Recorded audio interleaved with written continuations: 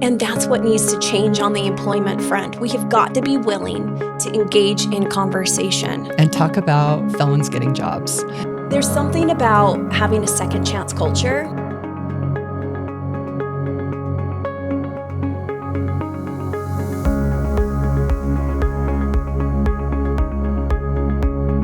So Stacee, you and I got the opportunity to present together and talk about felons getting jobs. Yes. So any wisdom or guidance or direction for either people that maybe would hire somebody that's been to prison or people who have been to prison or coming home and trying to get a job? Because I remember seeing the statistics that you put up on the board. Yeah, One of those statistics was this. I was like, okay, so a fraud charge is just barely above a sex offense and drug dealing is right up here. And I was like, Chad, we went to prison. Or I went to prison. He didn't go for the wrong charge. The fraud charge is not a good charge. I know. People don't trust you. Now, that being said, I didn't focus on that. Right. I focused on what my strengths were and just doing the best I could in each situation. And I've been completely trusted and a path has opened up for me, but I'm trustworthy and I know that. And so, help people understand that are going through this process, whether they're an employer or people that are coming out of prison. What do you think would be helpful for them to know? On those statistics, what that was coming from was from an HR perspective,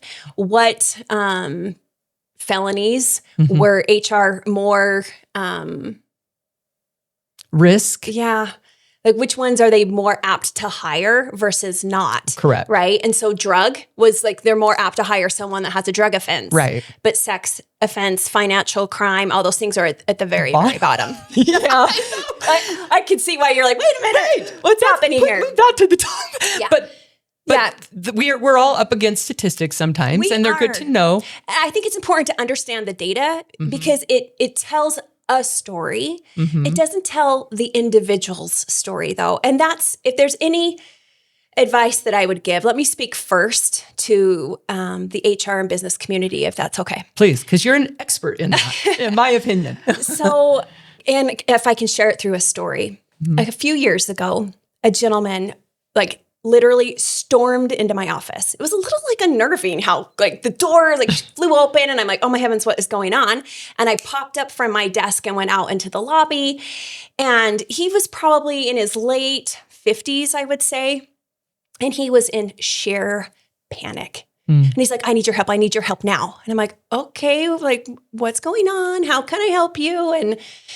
And he went on to tell me his story. When he was 18 years old, he murdered somebody. Yeah. And he spent his time in prison. And when he got released, he found a job at a manufacturing organization. And over time, he learned to become a machinist. And he had been at that company for 20 years. Wow. 20 years. Wow. That company got bought out. And the company that bought them out shut the doors. Okay. And now here's this individual in my office freaking out because he had no idea how to find a job and how to support himself with the criminal background. Yeah. Right. And in my mind, I'm like, okay, yeah, when you hear murder, that's kind of scary. Yeah. Right. Not knowing all the facts surrounding it. Who knows if 18 years old, what this, but nonetheless, it's a scary charge to hear about. But think about it too. When I'm to the HR and business leaders, having a reaction is natural. Yeah. Right. But I would encourage you to pause and breathe and then get curious. Yeah.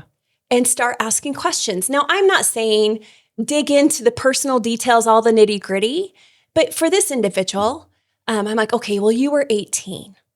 Let's talk just a little bit about the circumstances and where you are. I don't need to know all the details, but help me understand where you were. Right. And tell me, for the time that you were in prison, what did you do? Yeah. How did you spend your time? Yeah. And, he told me his story there. And then help me understand, for the 20 years you were at this organization, what was your progression? What did you enjoy? What didn't you enjoy? I really understand what took place. Right. You hear murder, you think, no way. Right. I'm never, my risk is so high. Right. Well, let's talk about risk. That murder happened 40 years earlier. Right. What has that person done since that time? Right. We just react to that, right? Well, and if you take somebody who has been through something like that, again, let's just we don't know what all the circumstances are surrounding it. Right. But you imagine that this happened when he was 18. He did a long stretch of prison time, and he did a good job with his prison time and came home and worked for 20 years. What does that guy have to fight for? He's fighting for his life every day in every situation. Yeah. He's scareder of us than we are him by far. For sure. And I could see that by the way that he stormed in my office. Now, when I say he stormed, it was not angrily. Scared. He was terrified. Scared. Yeah. 100%. He was scared. And as an HR professional, I knew the battle was uphill. Yeah. Because he was a murderer. Right. Right? Right. And I think we have to be cautious in placing identity through one event of our lives. Right? We all have things. Right. And so I knew that the only way to help this individual find a job was to reach out to the people that I knew. Yeah. So I utilized my network, and I was very upfront. With How important is it to be upfront for people leaving prison and even people that are hiring somebody? I mean, if you're talking to me, it is 100% important to be upfront. Don't lie to me. Right. Right. So if you, for example, don't put it on your application or whatever, and then I do the background and I find it. It's a lot worse. It's a lot worse. So be upfront. Let's talk about it. Right. I will say, and it's unfortunate that there are some recruiters in my sphere that won't even dialogue. And that's what needs to change on the employment front. We have got to be willing to engage in conversation. Right. There are so many good people that need opportunity. And I think for employers, the question is, are you going to be one of second chances? Right. The beautiful things, the way in which you can contribute to other people's lives, I promise you the impact that will have on your company is amazing. Does it work out 100% of the time? No. No, it doesn't. It doesn't. No. And there's a way to manage risk, right? But so for the individual that's looking for a job after having, being released from prison or jail or whatever it may be, I would encourage you to be honest, to ask to dialogue with the individual. I just did it 3 weeks ago with a candidate. Yeah. And it was the first time he's ever even had to talk about it, right? And he's like, I don't even know how to talk about this. And I said, well, let me help you. Right. Let me help you. For you. I feel passionate about the HR and business community. We need to learn how to see the individual and how to dialogue in that way. It's not always going to work out, right? And to me, what's really important for an individual that's been in prison is, how did you spend your time? It's important to me. Right. It's important to me to know what you did. Yeah. Because, if that's on your employment application of what you spent, you were 5 years or 20 years. I put it on my resume. I'm like, I ran the reentry department. I ran a program. I taught this. And that's not easy. I did that in prison. And those are some of my most important jobs. I was a photographer in prison. No photographer out here can do what I did in prison. I promise. Hire me. I can handle the jungle, Right. But so, it's important. And we have to start seeing that. 100%. And so I am happy to say that gentleman found a job. Oh, that's so cool. And it's been great. Yeah. So, and you know what I believe is that people really do want to understand. Like, I feel like if you give them a path to understand, like if they could see, and that's how I felt in prison. I'm like, if people could just see what I see.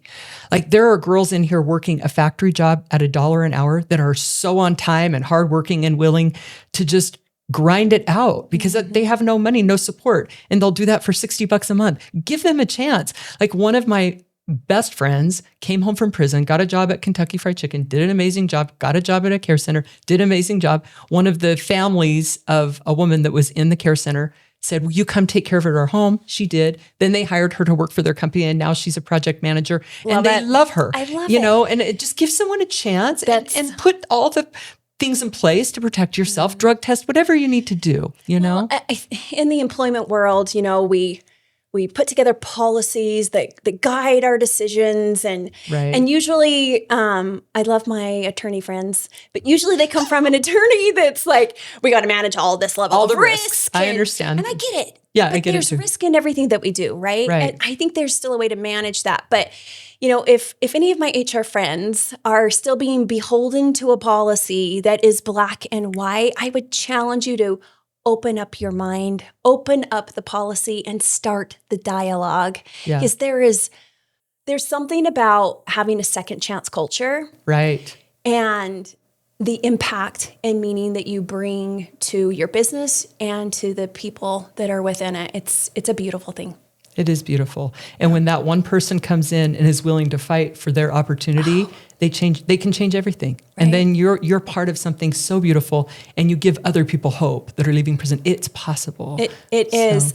And it doesn't work all the time, you guys. No. So early in my career, I'm so grateful for the experience that I had as far as a location. I worked in a manufacturing facility, my first HR job, right? Had zero idea what I was doing. Right. But right around the corner, we called it Water Tower Way because it was the name of the street, but it was a halfway house. Right. And so individuals that were living in that halfway house would be out on the street looking for a job, and they'd have their paper. Right. They'd come into my office every day. Right. Every day someone else was in my office searching for a job, and I would have to sign my name that they were there, right? And something was pricked in my heart to find a way to offer employment there. And I'll say most of the time it didn't work out. Yeah. They're fresh out of the halfway house. You have to understand that a lot of them have nowhere to go, no support whatsoever. And there's going to be a lot that are going to go back. And so people in that situation, you give them a shot, but you put the protections in place. Yep. And one or two of them make it. And the ones that don't, you've protected yourself, right? But it's the one or two that make it so worth it. Yep. And so I would encourage all of our businesses to consider, where can you provide the opportunity? Create your systems and processes to where maybe you have this role that can be a training role that isn't initially very complicated, right? So there's not like this enormous investment of training and time. So an individual can prove themselves, right? Of their skill, their ability to show up and be on time and be that awesome team player, and then allow them to progress throughout the organization, right?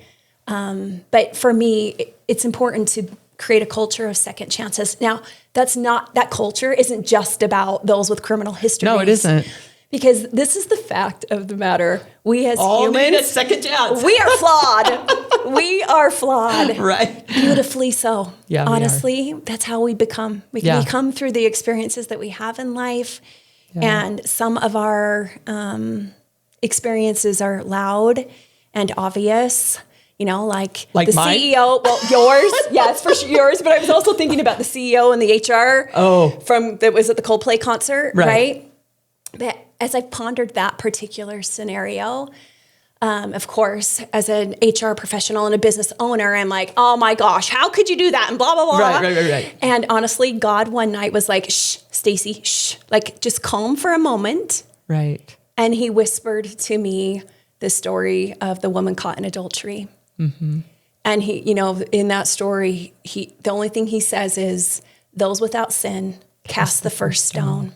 And I pondered on what was happening on social media. Oh yeah. And for that, those individuals, and it just caused me to pause and realize that as humans, as a community, we have an opportunity to be a stone catcher instead of a stone thrower. Instead of a stone thrower, and so we can provide and create cultures of second chances. Now, in second chances, that doesn't mean accountability doesn't reside there. It needs to, because it gives power to everybody involved. And some people need more structure and guidance than others. And I think, again, that's important to understand the person. So being willing to engage in conversation and really care enough to see the whole human being is so important. Yeah. Thank you so much. Oh, you're welcome. You're amazing. Yeah. Oh, thank you. All right. Well, thank you for coming, and what a great conversation. Oh.